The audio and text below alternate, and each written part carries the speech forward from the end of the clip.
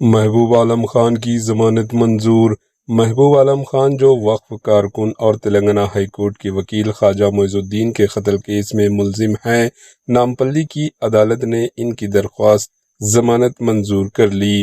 محبوب عالم خان کو ضمانت دی گئی، تاہم ان کے بیٹے مجاہد عالم خان کی ضمانت کی درخواست منظور نہیں ہوئی۔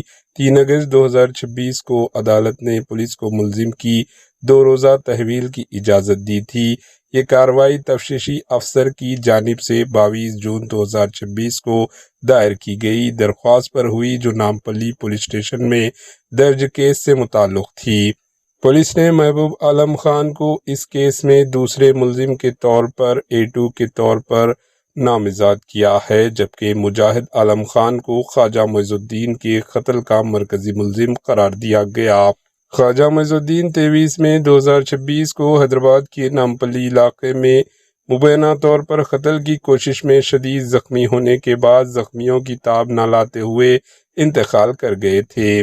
یہ واقعہ اس وقت پیش آیا جب معز الدین اپنے گھر سے باہر نکلے اور اپنی گاڑی کی ڈرائیونگ سیٹ پر بیٹھنے والے تھے۔ اسی دوران ایک تیز رفتار رفتاری سے آئی اور انہیں ٹکر مار دی تھی۔ Bureau report AHN news.